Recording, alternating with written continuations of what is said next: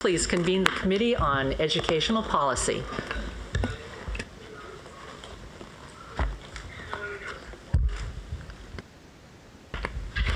Thanks, Chair Fong. Before we get started, I just wanted to take this moment to once again extend my gratitude to Dr. Alva for all of the amazing work that she did in leading this and her leadership. Do you want to tell them that we can hear stuff? I think we can hear you all up in the booth, too. Yeah, we can. Yes, we're hearing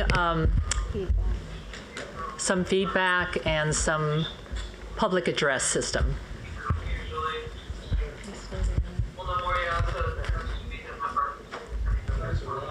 Yeah, stop talking.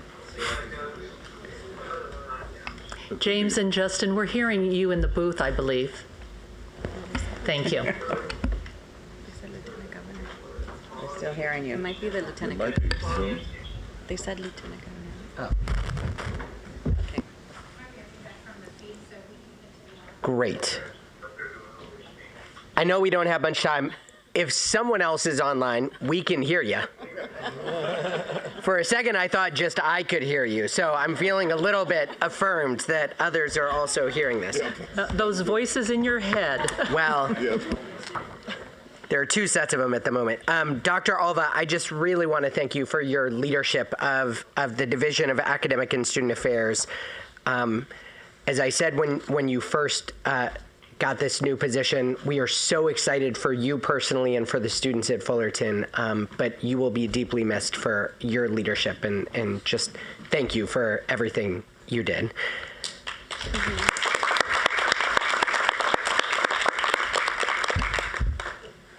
And my amount of missing you shouldn't mean that I'm not extremely excited to be working so closely with Dr.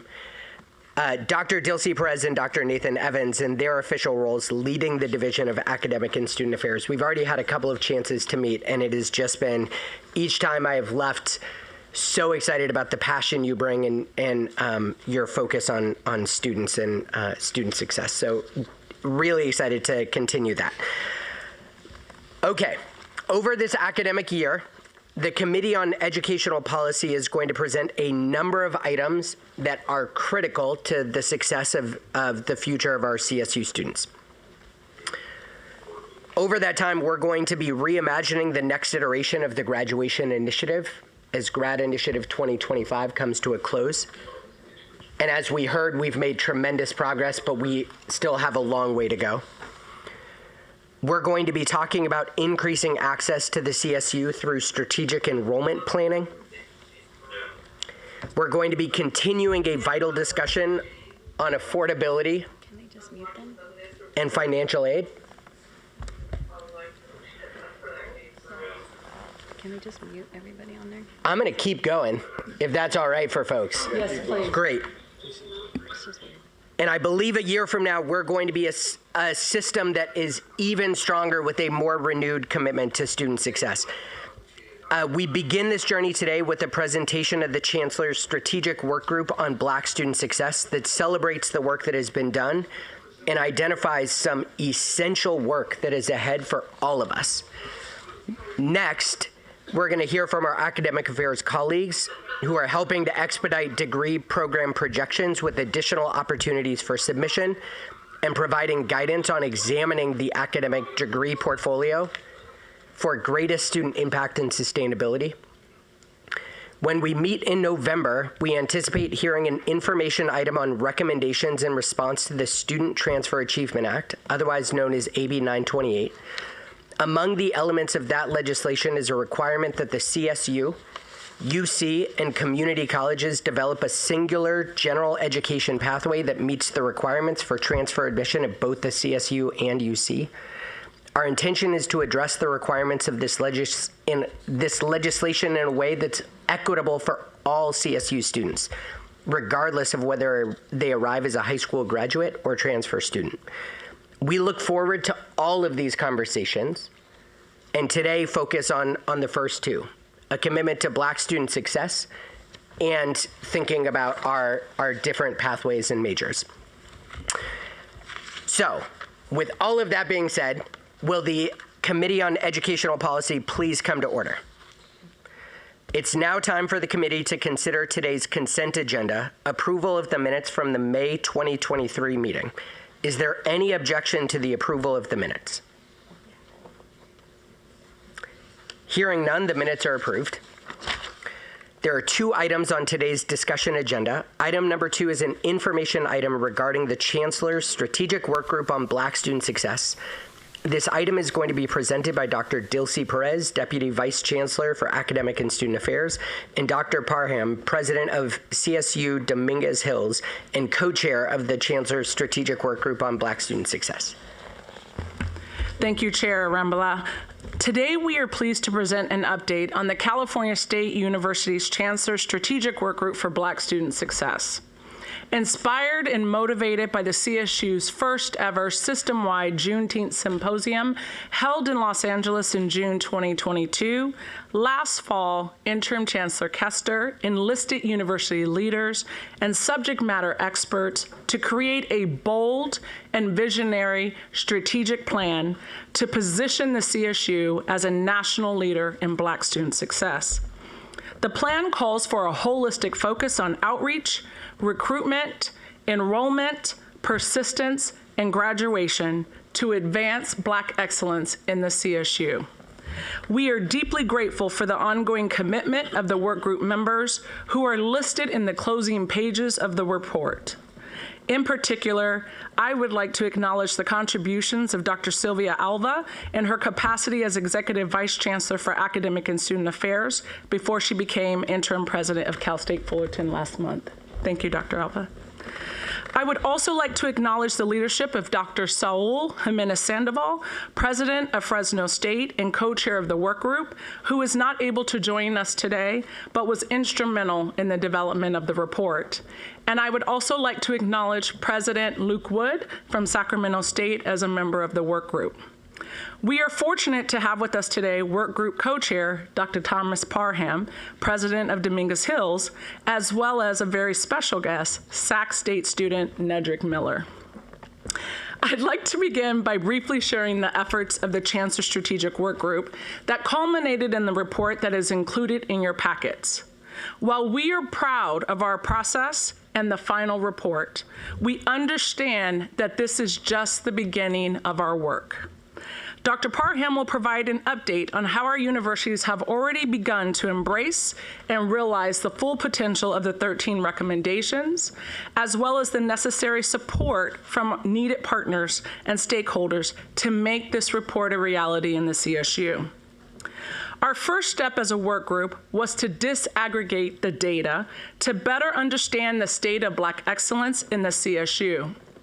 On page 7 of the report, you will find data for the entering class of fall 2016 through fall 2021. What each of those funnels represent is an urgent need to significantly broaden the path of a CSU degree for Black and African American students. Another consequential decision made by the work group was to center student, faculty, and staff voices and experiences in our work. Our approach included hosting listening sessions for more than 250 participants from across all 23 universities. Our deep appreciation goes to our participants who generously provided comments that were raw, heartfelt, challenging, and moving. Their experiences formed the foundation of our work group report.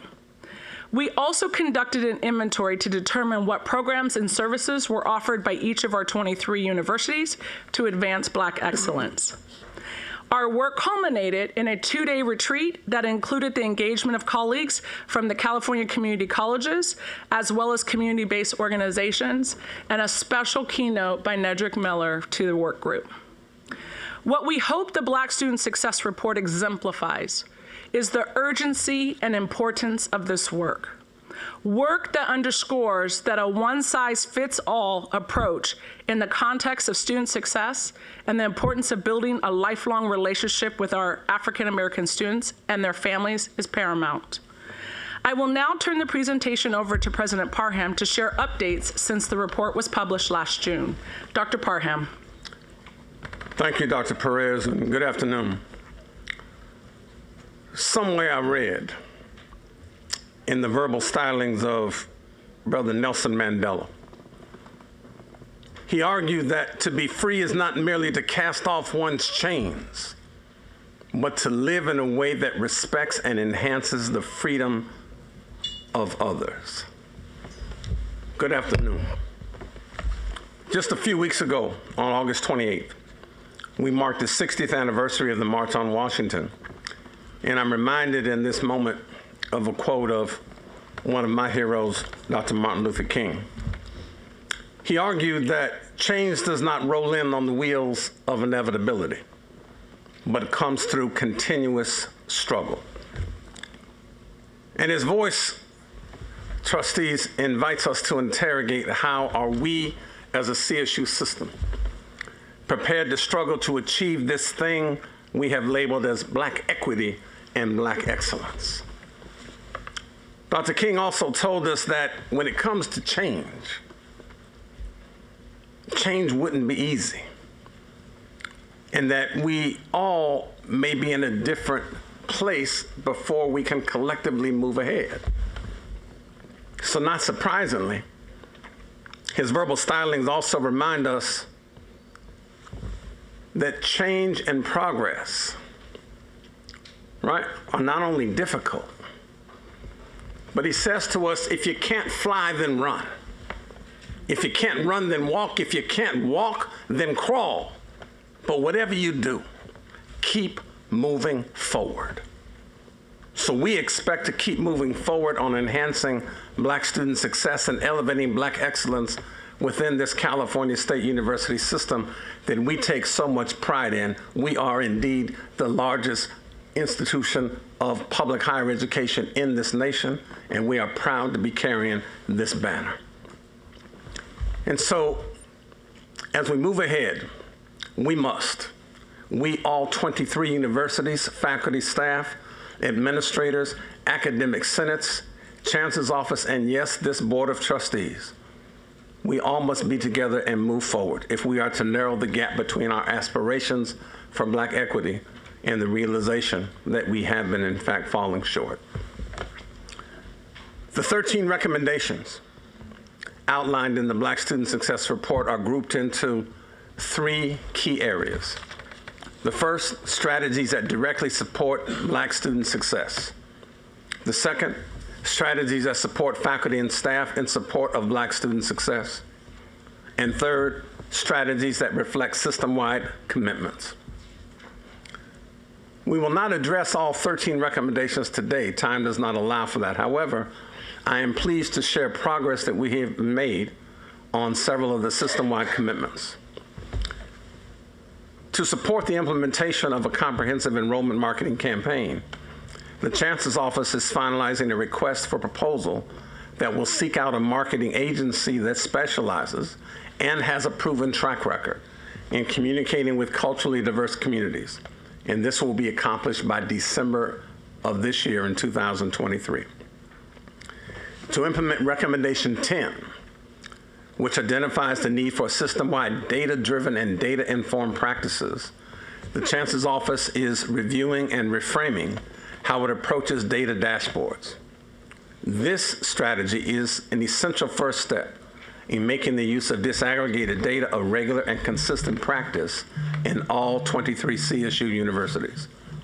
The Chancellor's Office has already begun convening a team to begin developing a framework to inform campus decision-making. And in support of Recommendation 13, which urges system-wide accountability, the Chancellor's Office, in consultation with this committee's co-chairs, has developed and distributed a university inventory based on the report's recommendations for campuses. The report is currently being reviewed, and after completing the assessment, is due from the universities back to this Chancellor's Office on November the 1st. Now, this inventory, as seen on the screen, is a self-report evaluation based on recommendations that had a university component. We are using a simple rating system to better gauge the alignment of the current campus experience and what the work group has articulated as a goal. In a number of cases, the university may be choosing a rating of 1 since these recommendations are new and would not yet have begun. It is important to state, however, that this work is not just for our universities alone. It will require the unwavering commitment of our universities as well as this Chancellor's office and even you, our trustees, to make real these 13 recommendations. Now, within the Chancellor's office, our colleagues will move forward with a request for proposal for the new CSU system-wide central office for the advancement of Black excellence as outlined in Recommendation 12. We expect that will be anchored in one of our 23 campuses, particularly one that has a strong Black presence. Now, in addition, recommendations will be made to the Chancellor on resource allocations and ongoing efforts to actualize the recommendations and support accountability system-wide. And to our colleagues at our 23 universities, we count on, let me say that again, we count on and will be grateful for the active leadership and participation of our presidents, our administrators, our faculty, our staff, and our academic senates. This includes, in particular, enlisting support of our academic senates whose leadership, engagement, and active voice are critical elements in campus's ability to operationalize the recommendations, especially where faculty, curriculum, and classroom climate are concerned. And if I can pause and make this humble footnote, my 41 years in higher education in 3 systems, in the Ivy League, in the UC, and the CSU, as a proud academic, have taught me that our students are not stopping out or flunking out of affinity centers, student affairs, or any place else other than our classrooms. We have to be able to penetrate that space we call the classroom with our faculty. And so our faculty and our academic senates will be essential partners in being able to do this work. Now, as part of the campus inventory, we also have requested that each university identify up to 3 actionable items from the report that it will commit to implement within the next 18 months. And along with that commitment, we are requesting that the university submit its own measurement for success as well as a timeline for implementation. And to this Board of Trustees, this august body of professionals who we are so proud of, we ask that you use the collective power of your voice and honor your responsibility to the people of California to not only endorse and embrace all 13 recommendations and set the expectations that they are to be implemented system-wide.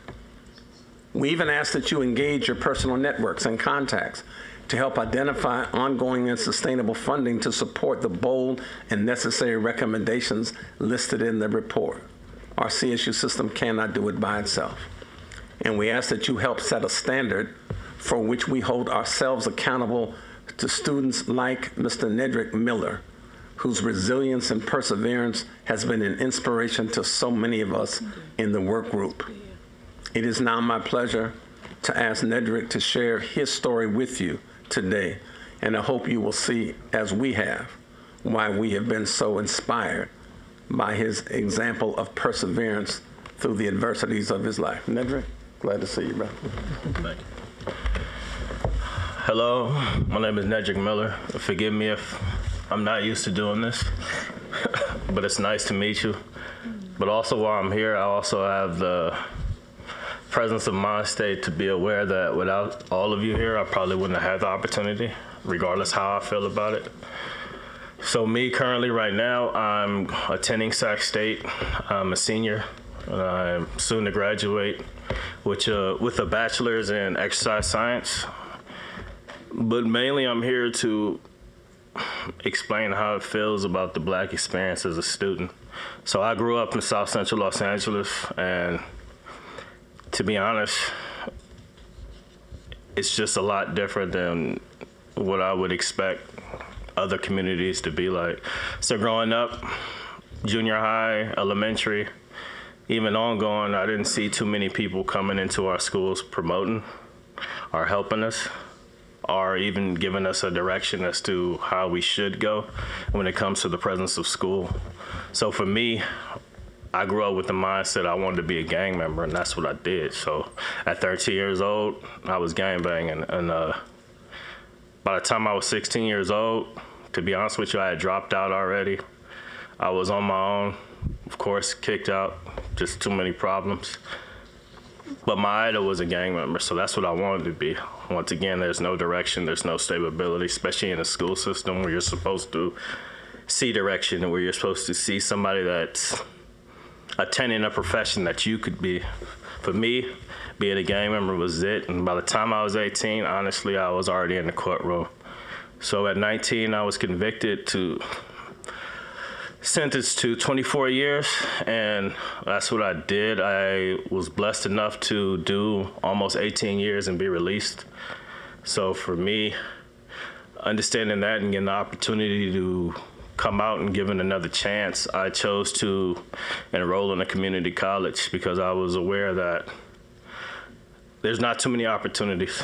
I was also aware that the presence of how the legal system is kind of just like it's so many loopholes. It's just something that you're in a constant circle.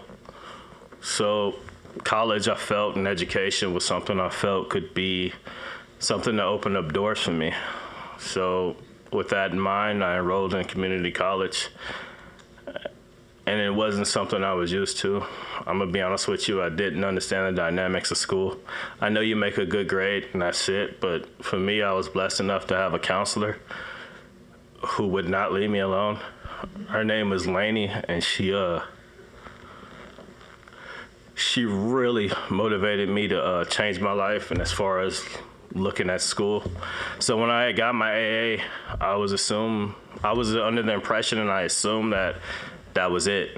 I wasn't interested in a bachelor's. I had no idea on what that was. Once again, my exposure to education, people giving me direction, it's not the same as many others. So she informed me that I need to write other colleges and be accepted, and I did that, and I got accepted by many because I had a 4.0 GPA as a transferring student, and I got accepted by Sac State, and I'm very, very appreciative of it. But going there, it's just different. It's not the same as other state. I understand it's a beautiful campus. There's a lot of facilities, but me being a black student and hearing the thought of retention, it's not the same. So I think as a black student and coming from areas where I came from, or maybe even having the same type of household or environment, it's different. You don't have a safety net. You have to take care of yourself. So a lot of needs have to be afforded towards you. Once again, you could always go back to the lifestyle that you previously were in, but you probably wouldn't excel and you probably wouldn't make progress. And that would probably be another problem that's occurring in somebody's life. So for me, a normal day, when I say it's different, a normal day for me is getting up at 4 o'clock in the morning, getting on the bus at 4:45, getting to school at 7:30. I do all my classes because I'm a full-time student. I get back on the bus, another 2.5-hour drive. I was getting off the bus, going to work, working full-time. Sometimes, if I can make it, I would get off at 12 o'clock. I would go home, try to study, and then I would be back again, waking up at 4 o'clock in the morning and repeating the same process. And that's what I continue to do. And I don't know, it's overwhelming. And I wanted to quit a lot of times, but once again, I'm aware that education is something that opens up doors for you. I'm also aware that students such as myself also have other needs besides education. We also need financial support. And honestly, besides Project Rebound, which I'm a part of, because they take people that have been formerly incarcerated and help them with the transition of education, I haven't been greeted by anybody I've just had a lot of red flags, a lot of doors closed on me. In the educational aspect, I basically had to teach myself how to study. I had no parameters on how to go about it. And the expectation of school, especially in universities, is that we all have the same background and it's generalized. We should all know the same things, and the reality is we don't. A lot of us haven't had that exposure. Even people that have went to high school around my areas, I can't say that it's remedial, but I can't say that the door is open to where we've been exposed to so much that we're going into a classroom like, hey, I already know this. I already know college algebra. I already know physics, calculus. This is all stuff that I had to do for myself sitting in the classroom. So it was kind of like an out-of-body experience. I'm trying to be a good student, but at the same time, I don't know how to be a good student. So a lot of times I was trying to find places to study. I was trying to find people that could help me, and I wasn't met with that. I was met with a lot of, we don't do that, or a lot of people aren't doing it. So organic chemistry, physics, many other things. This is stuff I had to teach myself, and I'm being serious. I use YouTube as a great asset. It basically taught me how to understand what I was being taught. But once again, it still didn't teach me how to be a student. And then in the financial aspect, financial aid is one thing, and there's a lot of parameters to that, which I understand. But I've also tried other areas to try to get financial support, and I was always met with the door being slammed in my face. One situation that I could think of was when we had the HERP fund, and I know it helped a lot of people. It didn't help me. So what they were saying is that we could help you if you're a student in need and you have emergencies. I didn't have a place to stay. I was basically couch surfing, as you call it. Once again, I know how to survive, so I know how to do it. I know how to work. I know how to meet the parameters that need to be met so I can achieve. I went to them and I told them that I needed help with financial support, and they told me that I had to supply receipts. What I told her is, how could I supply receipts if I don't have enough money to actually go and get anything?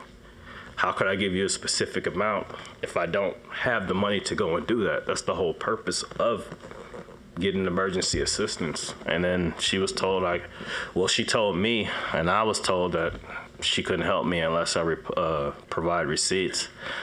Then that was just one aspect of a door being closed.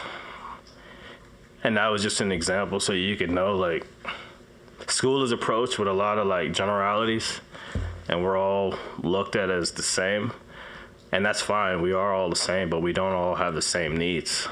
It's a whole different aspect. And I think people approach school and the dynamics of it with once again, we've all had the same exposure, all the same opportunities, when in reality we haven't. And it's sad to me, but at the same time, it's kind of not, because I know people live in their own realities. But it's very hard being a student and trying to compete with this and trying to be a good student and not drop out. I wanted to drop out so many times and just go back to what I was previously doing, because it's just a lot easier. So for me, it's just and forgive me, because it's just I really wanted to drop out. But I am happy that you guys are implementing the recommendations. But I think the 13 recommendations are important. And I hope that the 23 schools could actually implement them and actually take a serious look and understand that it's something that's not a quick solution. It's something that's going to be exactly like mine. It's something that you have to stay on, something that you have to check with, and something that you're going to have to realize once it's implemented, you're not only changing a life, you're actually changing the dynamics of not only the community, the education system, but just the life in general. So that's it. I just want to say thank you and nice meeting you. Yeah.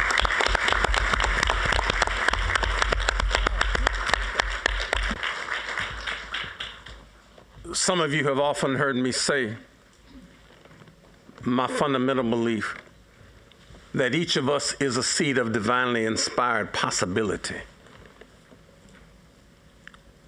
That when nurtured in its proper context, it can and will grow into the fullest expression of all we are supposed to become.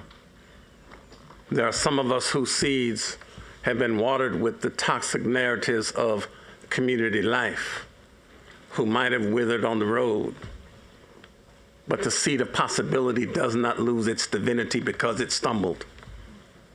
What you've just heard is an example of what happens when you can take that bulb and dig it up at the bulb level, dust it off and plant it in the nurturing soil of our educational systems, both at community college and at four-year university. And with that level of perseverance, be able to persevere and strive to make things work. We are not going to let this student fail. We refuse. But he's such a good example of what we heard from the narratives of our participants in this study. Our campuses, my friends, are those seeds, the soil, I should say, in which those seeds are placed. And our job is to water them with those drops of intellectual nourishment and give them the miracle growth, the values, the socialization, and take our tools and our aids, financial aid that ought to work better than it worked for Nedrick, and till the weeds of social distraction out of his life. And if we water with just enough sunlight of affirmation, so that his physics and organic chemistry and other stuff and his aspirations to go to medical school may be realized.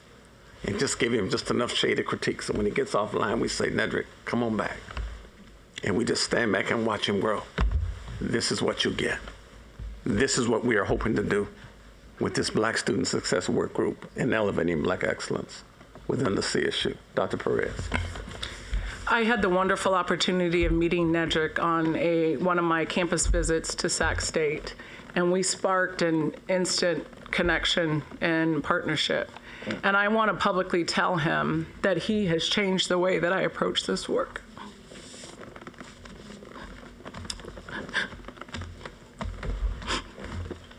Dad, dude, stop. Your courage in sharing your experience with us is courageous, and I'm very grateful for your willingness to come today. I know this was not easy for you. And I would also like to thank President Parham for his ongoing passion and leadership for this work. As we prepared our final report, our work group reflected on whether we had met the Chancellor's call. Are our recommendations bold and visionary? And here is what we determined.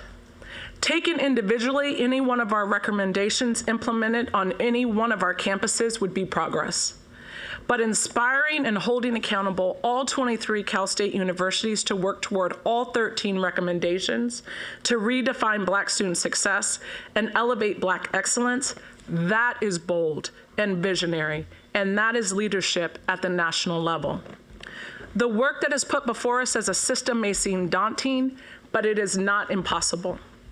In closing, as we look to our next steps together, we must conquer the fear that was expressed by many of our listening session participants, that this will become just another report getting dusty on a shelf. We can't and we won't let that happen. To demonstrate that Black student success is a priority of the California State University, Interim Chancellor Kester has designated $10 million in one-time funding over the next 3 years. While we understand that much more is needed, this investment marks the start of exciting progress and momentum that will continue to build and impact countless Black lives into the future. We look forward to providing ongoing updates on our progress. Chair Arambula, this concludes our presentation on the Black Student Success Report. Nedrick, President Parham, and I would be happy to answer any questions.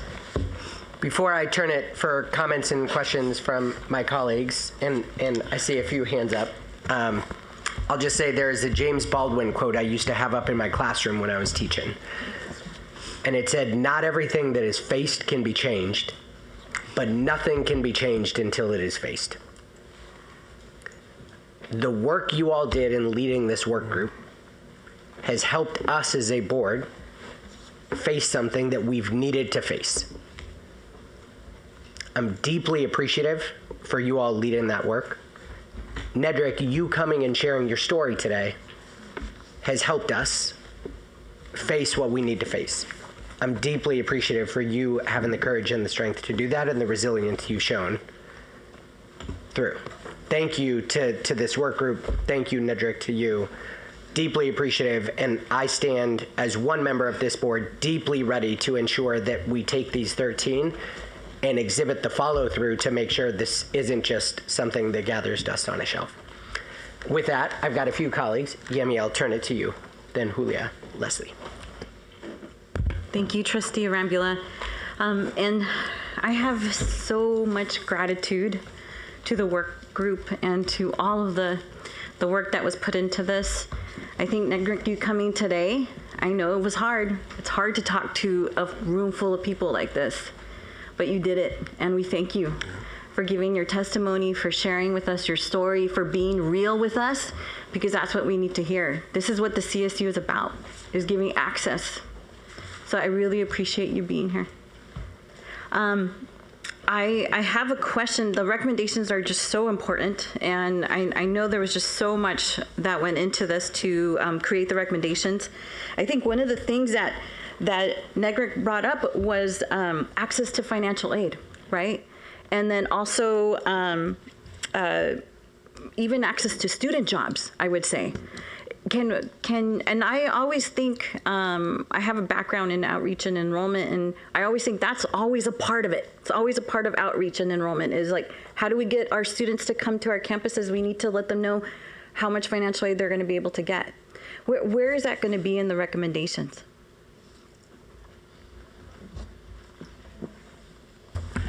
I think that is a wonderful question, and I think it's at the core, not only for our Black student success, but for all of our students.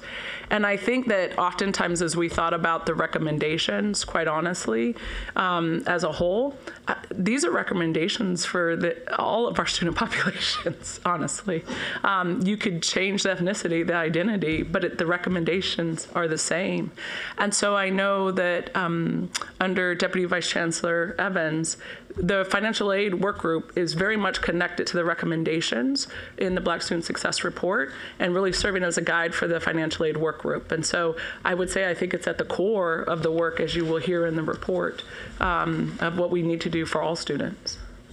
Yeah, thank you for that question. I would agree everything with what Dr. Perez said. I would add to that two elements I think that are key in the story that Nedrick so boldly shared. The first is that what we need out of a financial aid program is something that is more transformative and less transactional. We had staff that were prepared to quote chapter and verse about what they needed. So they were focused via job description more on function rather than the need of this student. We need a financial aid program that is focused on how do we best meet the needs of our students. And that's the transformative nature that we need to look at. We also need to think about how do we think outside of the box so that our financial aid, right, even as it's FAFSA forms and determined whatever, but look at the circumstance that he had to navigate as just one example of a student experience and how the transactions that we force students to go through every day just to get access to the need and then to get the door smacked in the face, as he put it, slammed in his face, right? It makes it more difficult to be able to do. So part of what we have to do is think about how do we begin to eliminate and dismantle some of the barriers that keep folk from being able to meet the needs, and then professional development for our staff to help them function more in the line of trying to meet student need rather than just transact a space. You can say two things if you'd like, brother. Push the button. So I heard what you had asked. And financial aid is fine, and so is being a student worker, but a lot of times the requirements are too much. If I'm taking, I'll give you an example. For me to be a part of EOP, my requirement was taking 15 units to get assistance with tutoring and help with buying my books. 15 units for me, and I'm not allowed to pick my own courses that I want to, meaning that I just give you what I'm going under and you pick it for me. Biology, anatomy, physics, organic chemistry, you're gonna give me 15 of those units and expect me to still, it's unrealistic. for me to work and meet other standards, knowing that as a student like me, I'm studying for myself. I'm learning how to do this, learning how to process.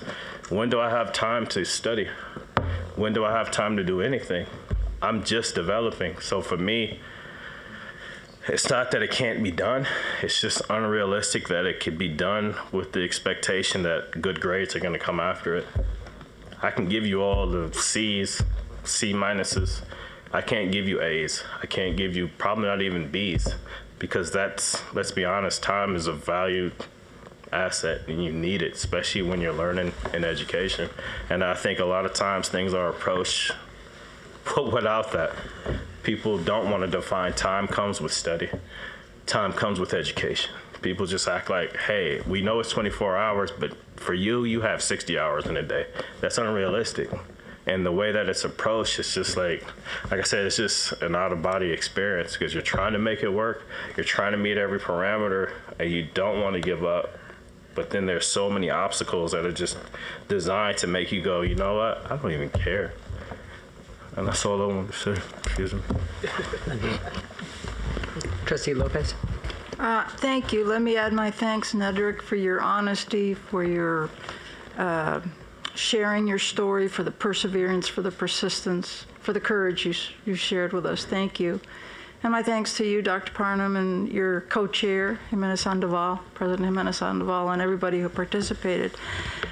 Just a couple of points here. Overall, I think this is an incredibly important endeavor at a time where elsewhere in this country we're afraid to talk about anything that's specific to race.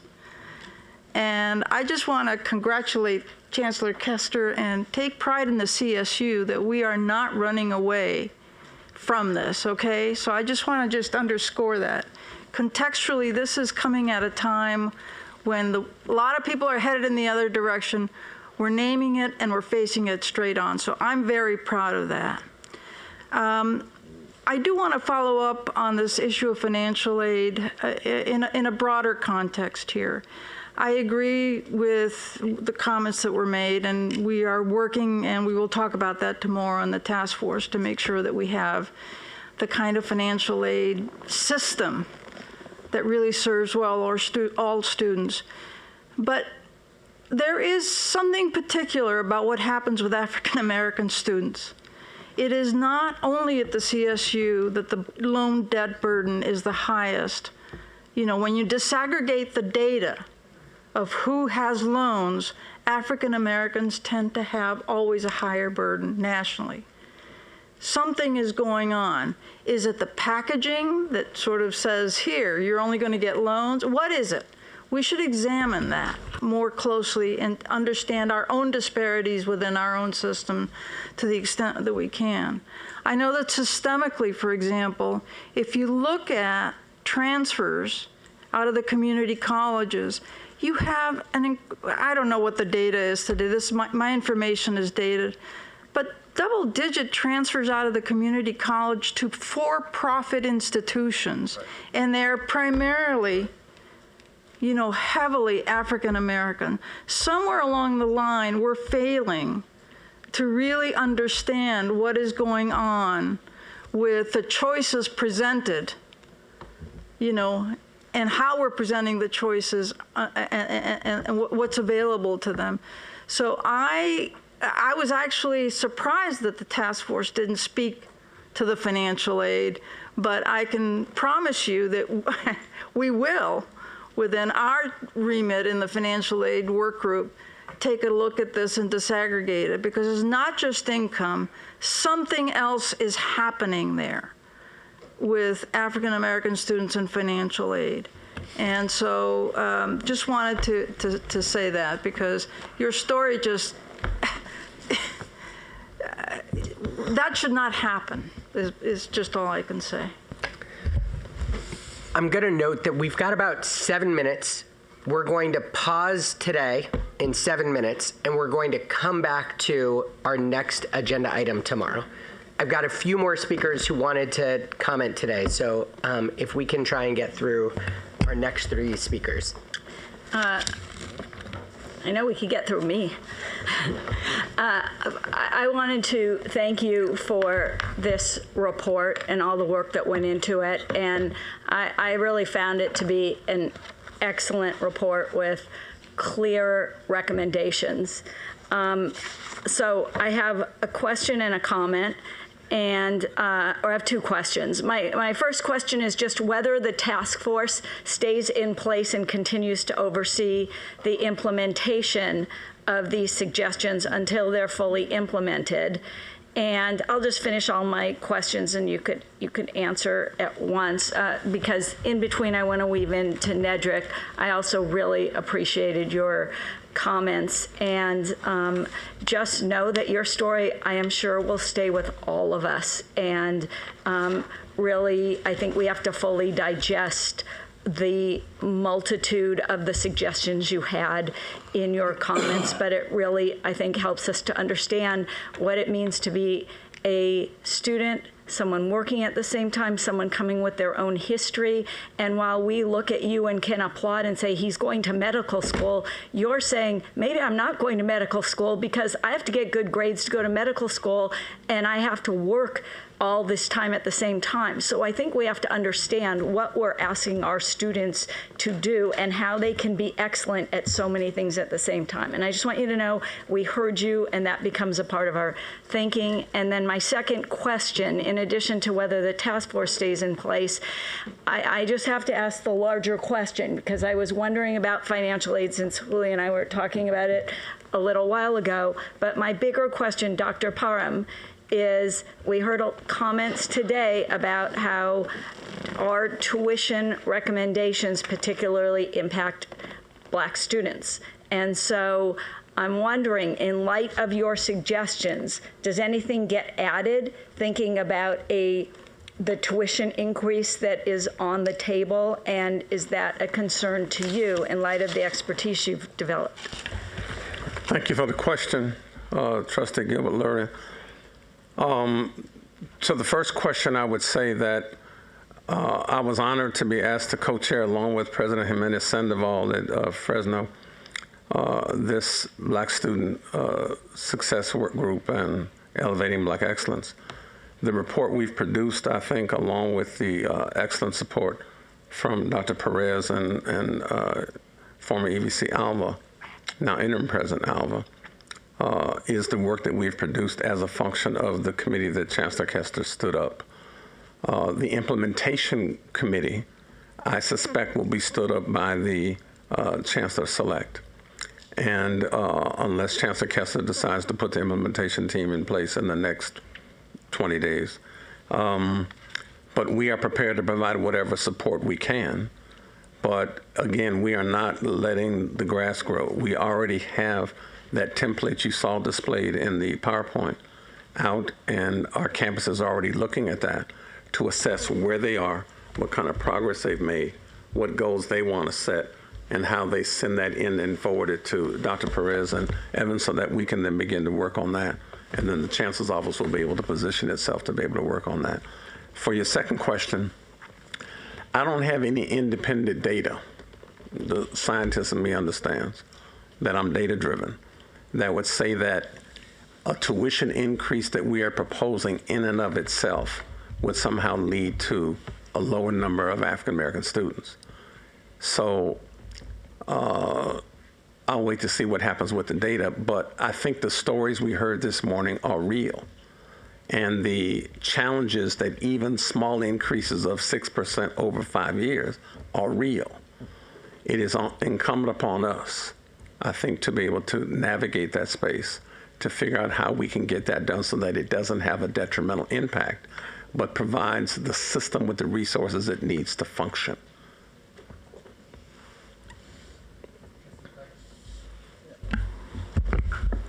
So, first of all, Dr. Parham, thank you for what you just said. And it's particularly timely that you would make that point as we go into tomorrow.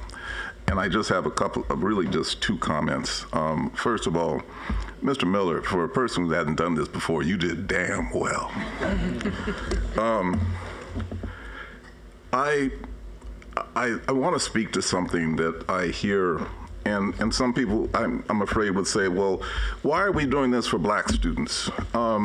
Why single out black students? The comment was made, and I think it's right, that there are many groups of students who can and will benefit from things like this. But I have to state the obvious, because we don't seem to be willing as a society. It is no advantage in America to be black. It is no advantage in America to be black at all. It still is not. And we're not even equal yet. In my community, I'll be quick, Mr. Chair. In my community, 20 years ago, in a majority white community, a part of my community, the school board decided to name a new high school that was going to be built. They decided to name it after Dr. Martin Luther King Jr. And all Hades broke out in my community. And the reason was the majority white population of that neighborhood did not want America to think it was a black school. That was in 1999. Fortunately, the school board had the dignity and the integrity to name the school after Dr. Martin Luther King. Of course, it's one of the most highest performing schools in our city, but it is not an advantage to be black in America. CSU is at the front of this line, and God bless us for doing it. We got to stay with this. I'm looking for great things in the future, and I believe my time is up. Thank you, Trustee Clark. I would simply say two things to that. I know our time is limited. First, we want to make sure that we do not employ a difference equals deficiency logic or a self-affirmation denigration logic, where somehow if we're affirming black students that we are, right, disaffirming other groups. So we can't employ that. We're all in that space. We are simply starting with black students. Secondly, the data don't lie. And the data is pretty clear that if you look at on any objective indices, just pick one, you'll find, in fact, that black students, particularly black men, are at the bottom of that space. So being able to target our efforts at this particular population in this moment sets a model for what we can do for other communities going forward. That would be my response to that. But thank you very much for the accolade on that. Thank you. Which is yet another reason why disaggregating the data and making sure we're looking at it is so critical. Chair Steinhauser, you have the last word with less than 1 minute to go. Thank you. I have three comments. First, Mr. Miller, your courage today is going to bring about great changes for the black students in the future. So thank you, because it takes a lot. And all these people in positional power have heard your voice and are going to go forth. Chair Fong, we need to have this topic, the accountability, on a regular schedule, just like Title IX, because we have to hold ourselves accountable to the outcomes.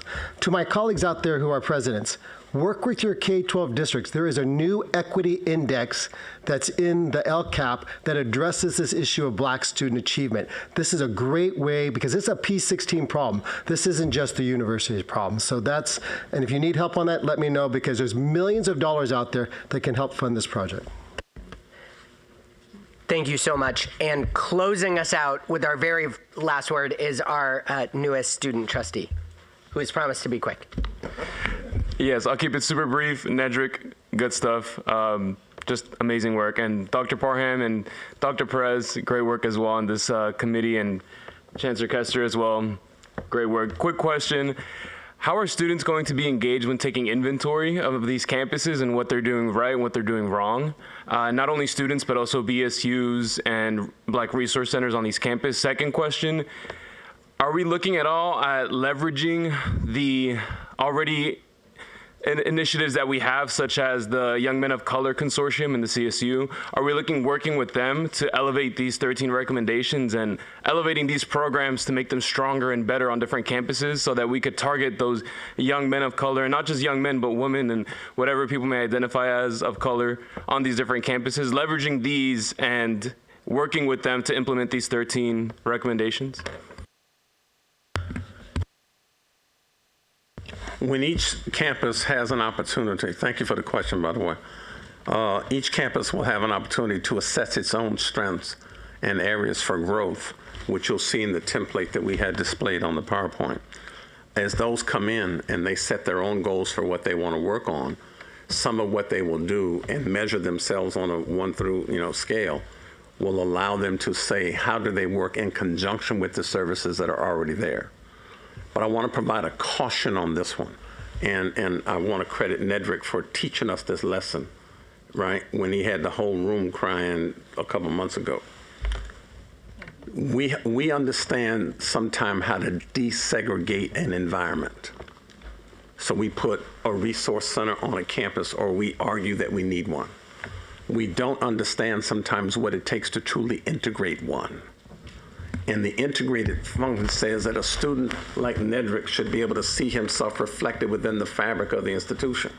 What he did not share with you, but is a narrative that is contained in some of the report stories that we have, is that one of his most isolating experiences occurred in the Black Resource Center on the campus as a Black student.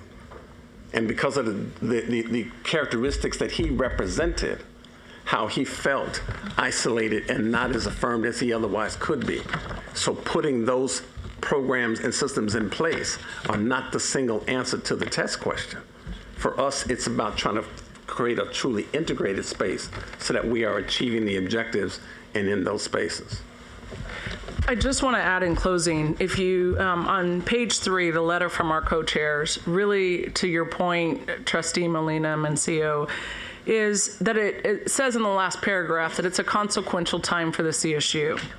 And your question about how students will be involved is that what we are very clear about it is it will take all of us. It will take students, it will take faculty, it will take staff, the Board of Trustees. And that really the time is now to move from advocacy to action. And so we presented the Black Student Success Report at CS Unity. And in partnership with CSSA and the students, we shared the inventory with the student leaders from each campus. And what we encouraged them to do was to be in relationship, in community with their university presidents, and for them to take the inventory and share that feedback with the university presidents as well, so that we could get a holistic view from the student perspective, but also from the university's perspective in what we needed to work on. So I will tell you, I think that that is a great, fair question. We are just beginning, but what we're hoping people will do is sit in dialogue and develop the goals and plans together. And with that, we have concluded for now this portion of the education policy, and we'll come back to agenda item 3 as an action item on academic planning tomorrow morning. Thank you so much, Trustee Arambula. And Nedrick, thank you so much for your courage in speaking before us. I assure you, I speak for this entire board, that we are unwavering in this support. We are, as Dr. Perez says, we're going to take advocacy into action. Thank you. So we will continue tomorrow with ed policy to pick up with academic planning. For now, we are going